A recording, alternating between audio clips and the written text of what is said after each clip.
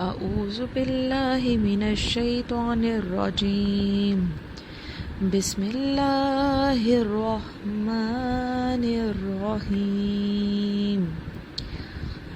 وَلَئِنْ آتَيْتَ الَّذِينَ أُوتُوا الْكِتَابَ بِكُلِّ آيَاتٍ مَا تَبِعُوا قِبْلَتَكَ وَمَا أَنْتَ بِتَابِعٍ قِبْلَتَهُمْ وَمَا بَعْضُهُمْ بِتَابِعٍ قِبْلَةَ بَعْضٍ وَلَئِنِ اتَّبَعْتَ أَهْوَاءَهُمْ مِنْ بَعْدِ مَا جَاءَكَ مِنَ الْعِلْمِ إِنَّكَ إِذًا لَمِنَ الظَّالِمِينَ۔ ترجمہ: اور اگر تم ان کتابیوں کے پاس ہر نشانی لے آؤ تو بھی وہ تمہارے قبلے کی پیروی نہ کریں گے، اور نہ تم ان کے قبلے کی پیروی کرو، اور وہ آپس میں بھی ایک دوسرے کے قبلے کے تابع نہیں۔ اور اے سننے والے، اگر تیرے پاس علم آ جانے کے بعد تو ان کی خواہشوں پر چلا تو اس وقت تو ضرور زیادتی کرنے والوں میں ہوگا۔ تفسیر اس آیت کی اس طرح سے ہے کہ ارشاد فرمایا گیا کہ اے حبیب صلی اللہ علیہ وآلہ وسلم، جن اہل کتاب کے دلوں میں عناد اور سرکشی ہے، آپ ان کے پاس قبلے کی تبدیلی کے معاملے میں اپنی سچائی پر دلالت کرنے والی ہر نشانی لے آئیں تو بھی وہ آپ کے قبلے کی پیروی نہیں کریں گے، کیونکہ ان کا آپ کی پیروی نہ کرنا کسی شبے کی وجہ سے نہیں ہے جسے دلیل بیان کر کے دور کیا جا سکے، بلکہ وہ آپ سے عناد رکھنے اور حسد کرنے کی وجہ سے ایسا کرتے ہیں، حالانکہ وہ اپنی کتابوں میں موجود آپ کی یہ شان جانتے ہیں کہ قبلے کی تبدیلی کے معاملے میں آپ صلی اللہ علیہ وآلہ وسلم حق پر ہیں۔ یعنی معلوم ہوا کہ حسد بہت ہی بری چیز ہے کہ اس کے ہوتے ہوئے آدمی حق سے اندھا ہو جاتا ہے، اور جس کے سینے میں حضور صلی اللہ علیہ وآلہ وسلم کے متعلق کینہ ہے، یعنی حسد ہے، تو وہ اس کے ہوتے ہوئے تو کبھی مر کر بھی ہدایت نہیں پا سکتا۔ یعنی ایک انسان جو ہے دل میں حضور سے بغض رکھے لیکن اللہ سے یہ امید رکھے کہ وہ ہدایت حاصل کر رہا ہے یا وہ ہدایت کے راستے پر ہے، تو ایسا بالکل بھی ممکن نہیں ہے۔ حضور سے بغض رکھ کر، حضور کے بارے میں بدگمان ہو کر کوئی بھی شخص ہے وہ ہدایت کبھی بھی نہیں پا سکتا۔ ایسے شخص کو قرآن اور حدیث، معجزات اور عقلی اور نقلی دلائل کچھ بھی مفید نہیں ہو سکتے، کیونکہ دل کا دروازہ کھلتا ہی تب ہے جب حضور صلی اللہ علیہ وآلہ وسلم کے بارے میں دل صاف ہو، اور جس کا دل ہی اس چیز سے صاف نہ ہو تو اسے ہدایت کبھی بھی نہیں مل سکتی۔ جیسے کہ یہاں پہ یہود و نصارہ کا حال تھا، اہل کتاب کا حال تھا۔ یہ اللہ پاک نے کیا فرما رہے ہیں ان کے بارے میں کہ آپ جتنے بھی دلائل لے کر آ جائیں گے ان کے سامنے، لیکن پھر بھی جو ہے یہ آپ کی اس بات پر کبھی بھی متفق نہیں ہوں گے اور آپ کی بات نہیں مانیں گے۔ کیوں؟ کیونکہ وہ آپ سے حسد کرتے ہیں۔ پھر اگلی بات جو اللہ پاک فرما رہے ہیں یہاں پہ کہ جس چیز کی وضاحت کی جا رہی ہے کہ قبلہ خانہ کعبہ جو ہے وہ اب اس کے بعد کبھی بھی منسوخ نہیں ہوگا، ہمیشہ ہمیشہ کے لیے اب مسلمانوں کا قبلہ جو ہے وہ کعبہ ہی رہے گا۔ اور ان یہود و نصارہ کا، اہل کتاب کا یہ حال ہے کہ یہ آپس میں بھی ایک دوسرے کے قبلے کے قائل نہیں ہیں، لیکن جب آپ صلی اللہ علیہ وسلم کی بات آتی ہے تو اس معاملے میں جو ہے وہ اختلاف، مخالفت میں ان کی زبانیں متفق ہو جاتی ہیں۔ یعنی کہ جہاں پہ جتنے بھی کفار ہیں وہ مسلمانوں کی جب بات آتی ہے تو وہ اکٹھے ہو جاتے ہیں، چاہے کسی بھی دین مذہب سے ان کا تعلق ہو، لیکن مسلمانوں کے خلاف ہر طرح کے کافر جو ہیں وہ اکٹھے ہو جاتے ہیں، متفق ہو جاتے ہیں۔ لیکن حقیقت یہ ہے کہ ان کے دل بکھرے ہوئے ہیں، اور اے مسلمانوں تم بھی خیال رکھنا کہ جو انہیں راضی کرنے یا ان کی خوشامد کی غرض سے جان بوجھ کر ان کے قبلے کو رخ کرے یا ان کی کوئی بات مانے تو وہ بھی انہی کی طرح بے دین اور ظالم ہے۔ سب کو راضی نہ کرو بلکہ رب کو راضی کرو۔ اب یہاں پہ ہمارے لیے بھی سبق ہے کہ ہمیں یہ نہیں دیکھنا چاہیے کہ باہر سے کیا بات ہو رہی ہے، یورپ سے کیا بات آ رہی ہے، کیا تحقیق آ رہی ہے یا وہ کیا کہہ رہے ہیں، یہ نہیں دیکھنا۔ ہمیں دیکھنا قرآن اور حدیث کیا کہتی ہیں۔ جو چیز جہاں پہ کانفلکٹ کرے گی قرآن اور حدیث سے تو وہ ہمارے لیے قابل قبول کبھی بھی نہیں ہونی چاہیے۔ یہ ہمارے ایمان کا امتحان ہے یہاں پہ۔ اللہ پاک ہم سب کو توفیق عطا فرمائے کہ اللہ پاک کی کتاب کو پڑھیں، سمجھیں اور اس پر عمل کرنے کی اللہ پاک ہم سب کو توفیق عطا فرمائے، آمین۔ اعوذ باللہ من الشیطان الرجیم بسم اللہ الرحمن الرحیم الذین آتیناہم الکتاب یعرفونہ کما یعرفون ابناءہم وَإِنَّ فَرِيقًا مِّنْهُمْ لَا يَكْتُمُونَ الْحَقَّ وَهُمْ يَعْلَمُونَ الْحَقُّ مِنْ رَبِّكَ فَلَا تَكُونَنَّ مِنَ الْمُمْتَرِينَ۔ ترجمہ: وہ لوگ جنہیں ہم نے کتاب عطا فرمائی وہ اس نبی کو ایسا پہچانتے ہیں جیسے وہ اپنے بیٹوں کو پہچانتے ہیں، اور بے شک ان میں ایک گروہ جان بوجھ کر حق چھپاتے ہیں۔ حق تو وہی ہے جو تیرے رب کی طرف سے ہو، تو خبردار شک کرنے والوں میں سے نہ ہونا۔ اب ان آیات کا پچھلی آیت سے کس طرح سے تعلق ہے کہ پچھلی آیت میں فرمایا گیا تھا کہ وہ جو یہود و نصارہ تھے وہ تمام علامات اور آیات دیکھ کر بھی تمہارا قبلہ نہ مانیں گے۔ اب اس کی وجہ بیان ہو رہی ہے کہ وہ پہلے ہی سے جانتے پہچانتے ہیں، ضد اور حسد سے منکر ہیں، پھر آیات سے کیسے قبول کریں گے؟ حسد نے ان کے دل اور دماغ اور ظاہری اعضاء کو ایسے بیگانہ کر دیا ہے کہ اب نہ یہ دلیل سمجھ سکیں گے نہ ہی معجزات دیکھ کر ان میں غور کر سکیں گے۔ نبی سے حسد کی آگ نے بہت سے باغ اجاڑ دیے، جیسے ابلیس کا حال دیکھ لیں کہ آدم علیہ السلام کی خلافت کا اعلان الہی سنا اس نے اور فرشتوں کو سجدہ کرتے دیکھا بھی، ان کے جنت میں نہایت عزت سے رہنے سہنے کا مشاہدہ بھی کیا، مگر صرف حسد ہی کی وجہ سے حضرت آدم علیہ السلام کو سجدہ نہ کیا، اور پھر اس کا کیا حال ہوا۔ تو اسی طرح یہودیوں کا بھی یہی حال ہے کہ وہ نبی پاک صلی اللہ علیہ وآلہ وسلم کے مقام مرتبہ سب کچھ جانتے پہچانتے تھے کیونکہ ان کی کتابوں میں لکھا ہوا تھا، لیکن پھر بھی حسد کی بنا پر وہ حضور صلی اللہ علیہ وآلہ وسلم پر ایمان نہیں لے کر آتے تھے۔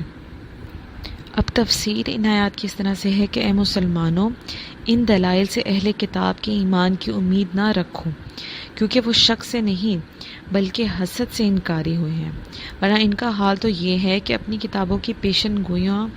اور موجودہ معجزات سے ان محبوب صلی اللہ علیہ وآلہ وسلم کو صرف صورت پاک سے ایسا پہچانتے ہیں جیسا کہ اپنے بیٹوں کو پہچانتے ہیں، کہ اس کی صورت دیکھ کر، اس کی آواز سن کر، اس کی چال ڈھال ملاحظہ کر کے بے تردد کہہ دیتے ہیں کہ یہ میرا بچہ ہے، اور لاکھوں بچوں میں اس کی شناخت کر لیتے ہیں، بلکہ یہاں تک کہ اس کے کپڑوں کو بھی پہچان لیتے ہیں، اس کی چیزوں کو بھی جانتے ہیں کہ یہ میرے بچے کی ہیں۔ مگر اس کے باوجود ان یہودیوں کے 3 گروہ ہو گئے ہیں: ایک منصف علماء جو کہ ایمان لے کر آ گئے تھے،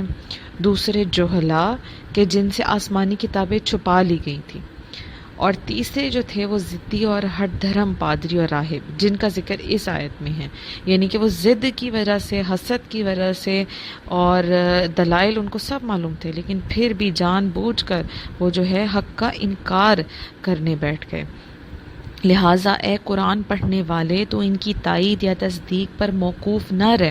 حق تو وہ ہے جو تیرے رب کی طرف سے ہو، نہ کہ وہ جسے ان کے دل پسند کریں۔ تم ان کا انکار یا تردد دیکھ کر خود شک نہ کرنا اور نہ ہی شک کرنے والوں کی جماعت میں شامل ہونا، یعنی مسلمانوں کو اللہ پاک جو ہے وہ ان کی رہنمائی فرما رہا ہے، ان کو فرما رہا ہے کہ حق کا راستہ کون سا ہے۔ اب اس آیت سے جو فائدے حاصل ہوئے ہیں وہ یہ ہیں کہ پہلی بات تو یہ ہے کہ دیکھیں یہاں پہ حضور صلی اللہ علیہ وآلہ وسلم کے متعلق جو اللہ پاک نے فرمایا کہ ان کی صرف پہچان جو ہے وہ ایمان نہیں ہے، بلکہ حضور صلی اللہ علیہ وآلہ وسلم کو ماننا، دل سے تسلیم کرنا، اور ان کے جو اوصاف ہیں ان کو بھی ماننا، وہ ایمان کا نام ہے۔ جیسے یہود و نصارہ، اب وہ حضور صلی اللہ علیہ وآلہ وسلم کو جانتے تو تھے، پہچانتے تھے، مگر ان پر دل سے ایمان نہیں لے کر آتے تھے، مطلب ان کے اوصاف کو جو ہے ان کے مقام مرتبے کو نہیں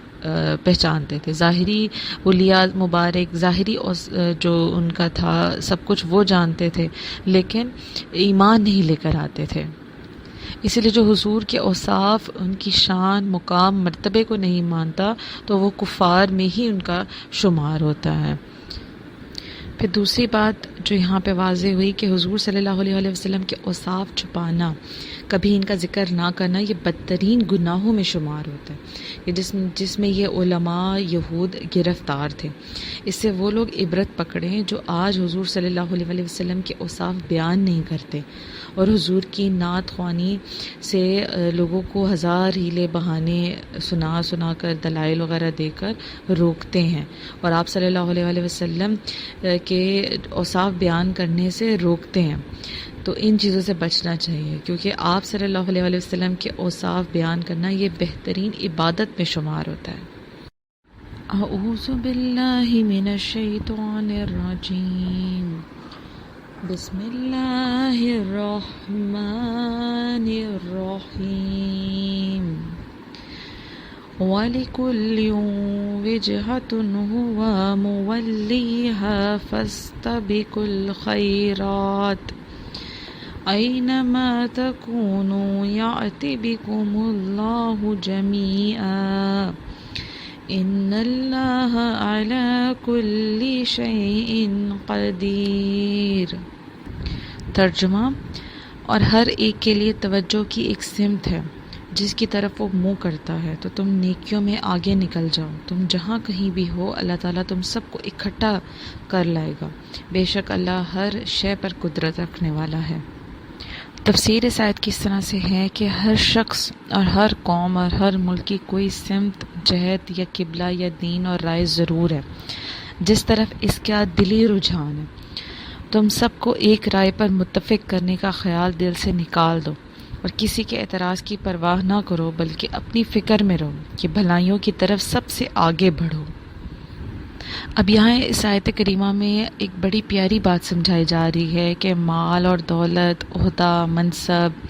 شہرت، مقبولیت اور دنیا داری ایسی چیزیں نہیں کہ ان میں ایک دوسرے سے مقابلہ کیا جائے، بلکہ یہ تو سب آزمائش اور محض دنیاوی زندگی کی زینت، دھوکے کا سامان اور فنا ہونے والی کمائی ہے، جبکہ باقی رہنے والی اور مقابلے کے قابل جو چیز ہے وہ اللہ تعالیٰ کی عبادت ہے، اس کی اطاعت ہے، اور اللہ اور اس کے رسول کی رضا ہے، کہ جس کی طرف اللہ تعالیٰ نے بار بار ہمیں قرآن پاک میں بلایا ہے، اس چیز کی طرف، یعنی نیکیوں کی طرف ایک دوسرے سے بڑھ چڑھ کر حصہ لینا۔ دیکھیں صحابہ کرام کی مثال ہمارے سامنے ہے کہ صحابہ کرام کی سیرت میں نیکیوں میں مقابلے اور سبقت دے جانے کی بکثرت نظارے دیکھے جاتے تھے، جیسے سیدنا حضرت عمر فاروق رضی اللہ تعالیٰ عنہ غزوہ تبوک میں گھر کا آدھا مال خیرات کرنے کے لیے لے آئے، تو سیدنا صدیق اکبر رضی اللہ تعالیٰ عنہ گھر کا سارا سامان لے آئے۔ صحابہ کرام میں باپ بیٹے میں جہاد میں شرکت کے لیے بحث ہوتی تھی، ہر کوئی کہتا تھا کہ میں جو ہے وہ جہاد میں شرکت کروں گا اور تم گھر پہ رہو، حتیٰ کہ معذور صحابہ کرام بھی راہ خدا میں شہادت کے لیے بے قرار رہتے تھے، یعنی نیکیوں میں ایک دوسرے سے سبقت لے جانے کی کوشش کرتے تھے۔ غربت اور بے بسی کی وجہ سے راہ خدا میں سفر نہ کر سکنے والے روتے تھے۔ ایک صحابی اگر آدھی رات عبادت کرتے تو دوسرا پوری رات عبادت کرتے، ایک اگر تہائی قرآن کی تلاوت کرتا تو دوسرا آدھے قرآن کی تلاوت کرتا۔ اللہ پاک ہمیں بھی توفیق دے کہ نیکیوں میں ایک دوسرے سے سبقت لے جانے کی توفیق اور جذبہ اللہ پاک ہم سب کو عطا فرمائے، بجائے یہ کہ ہم دنیاوی معاملات میں دیکھیں کہ فلاں نے اتنا اچھا کپڑا پہنا ہوا ہے تو میں اس سے بھی اچھا پہنوں، یہ فلاں برانڈ کا پہنا ہوا ہے تو میں بھی اس سے زیادہ اچھا پہنوں، اور پھر شو بازی، اور اگر ان چیزوں میں انسان لگے تو پھر یہ ایک ایسی ریس ہے جو کبھی ختم نہیں ہوتی۔ یہ ایسا ہے کہ انسان کی لالچ اور ہوس پھر وہ زیادہ سے زیادہ بڑھتا چلا جاتا ہے، انسان پھر کبھی مطمئن نہیں رہتا، اسے ہمیشہ طلب جو ہے وہ زیادہ طلبی جو ہے وہ مار دیتی ہے۔ دیکھیں اللہ پاک خود قرآن میں فرماتا ہے نا کہ تمہیں مال کی طلبی نے نہیں مارا، بلکہ کس نے مارا ہے؟ مال کی زیادہ طلبی نے، طمع نے، اور جو ایک انسان کو ہوتا ہے کہ زیادہ مجھے اور زیادہ ملے، تو ایسی چیز میں جو ہے وہ انسان پھر کبھی دل کا سکون نہیں اس شخص کو ملتا جو زیادہ طلبی کی ریس میں اس دوڑ میں لگا رہتا ہے۔ تو اللہ پاک دیکھیے ہمیں کیا فرما رہا ہے کہ بھلائیوں کی طرف سب سے آگے بڑھو، نماز، روزہ، ذکر خدا، اچھے اخلاق، نفسانی خواہشات سے دوری، شیطان سے نفرت اور رحمان سے محبت، ان میں سرگرم رہو اور اس کعبہ ابراہیمی پر جمے رہو جو سب سے اعلیٰ اور افضل ہے۔ اور یہ بھی خیال رکھو کہ یہ جہتیں، ان کا اختلاف، یہ ایک دوسرے سے دوری اسی عالم میں ہے، ورنہ آخرت میں تو سب کو اللہ ہی کی طرف رخ کرنا ہے، اور ایک ہی سمت ہوگی، ایک ہی رخ ہوگا، اور وہ کیا ہوگا؟ اللہ پاک کی ذات ہوگی۔ ایک ہی روش پر سب جمع ہو جائیں گے اور سب اسی کی طرف متوجہ ہوں گے اور اسی کے تخت کو قبلہ بنایا جائے گا۔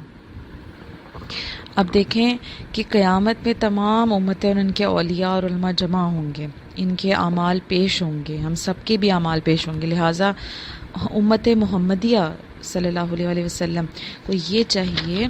کہ ان سب امتوں سے زیادہ نیکیاں کریں تاکہ حضور صلی اللہ علیہ وسلم اس دن ہم سے خوش ہوں اور فخر کریں ہم پر۔ اللہ تعالی ہم سب کو بھی نیک اعمال کرنے کی توفیق عطا فرمائے، آمین ثم آمین۔ آیت نمبر 149، اعوذ باللہ من الشیطان الرجیم، بسم اللہ الرحمن الرحیم، ومن حیث خرجت فول وجہک شطر المسجد الحرام وإنہ للحق من ربک وما اللہ بغافل عما تعملون۔ ترجمہ، اور اے حبیب صلی اللہ علیہ وسلم، تم جہاں سے آؤ اپنا منہ مسجد حرام کی طرف کرو، اور بے شک یہ یقیناً تمہارے رب کی طرف سے حق ہے اور اللہ تمہارے کاموں سے غافل نہیں۔ اب پچھلی آیتوں میں تبدیلی قبلہ کا واقعہ بیان ہوا، اب اس حکم کی تعمیل فرمائی جا رہی ہے کہ یہ حکم صرف آج یا اس مسجد کے لیے خاص نہیں ہے، بلکہ جہاں بھی جاؤ وہاں سے کعبے ہی کو رخ کرو۔ تفسیر اس آیت کی اس طرح سے کہ مسلمانوں، یہ حکم قبلہ اس جگہ کے لیے ہی نہیں ہے اور تم کسی سمت کے پابند بھی نہیں، جہاں جا کر نماز پڑھو وہاں سے اپنا رخ کعبہ معظمہ ہی کی طرف کرو، اور یہ نہ سمجھنا کہ کعبہ بھی یہود و نصارہ کے قبلے کی طرح نفسانی خواہش کا نتیجہ ہے، نہیں، یہ تمہارے رب کی طرف سے ہے جن کا ذکر گزشتہ کتابوں میں بھی ہے، اور حضور صلی اللہ علیہ وسلم کے دل میں یہ خواہش پیدا ہونا کہ کعبے کو قبلہ بنایا جائے، یہ بھی رب تعالیٰ ہی کی طرف سے تھا۔ اور یہ بھی نہ سمجھنا کہ رب تعالیٰ تمہاری نیکیوں کی جزا اور مذاق اڑانے والوں کو سزا نہ دے گا، یا تمہاری ان نمازوں کا ثواب کم فرما دے گا جو بیت المقدس کی طرف تم نے ادا کی تھی، یہ کبھی بھی نہیں ہو سکتا۔ اللہ تعالیٰ تمہارے ظاہری اور باطنی اعمال سے بے خبر نہیں ہے، تم نے ہمیشہ اس کی اطاعت کی، چونکہ تمہاری اطاعت ہر وقت یکساں رہی، لہٰذا ثواب بھی یکساں ہی ہوگا۔ اب ایک بات جو اس آیت سے واضح ہوئی کہ انبیاء کرام کی خواہشات رب تعالیٰ کی رضا سے ہیں، جیسے بظاہر تبدیلی قبلہ حضور کی مرضی سے ہوئی، مگر حق تعالیٰ نے فرمایا میں ربی کا، یعنی یہ آپ کے رب کی طرف سے ہے۔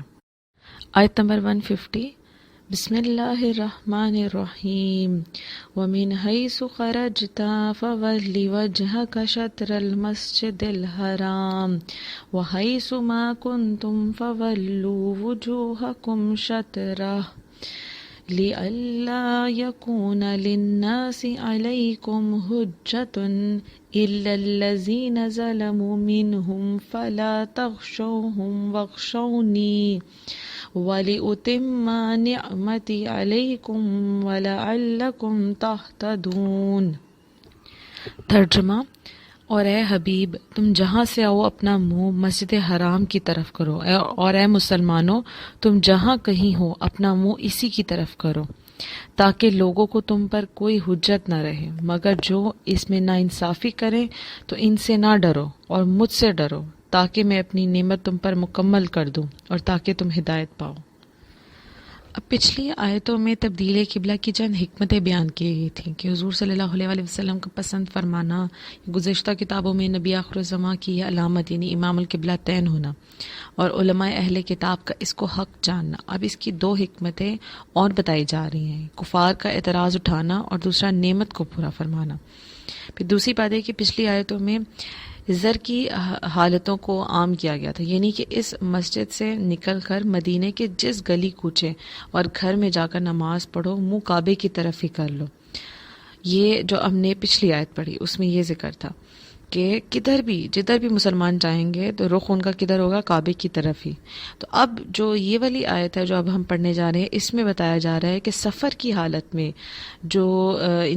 مسلمان جو ہے جب سفر کی حالت میں ہو تو تب ان کے لیے کیا حکم ہے، کیونکہ مسلمان یہاں پہ تھوڑے سے ڈاؤٹ فل ہو گئے تھے کہ کیا ہمارے جس طرح سفر میں بہت سے چیزوں کی جو ہوتی ہے آسانی دی جاتی ہے دین میں،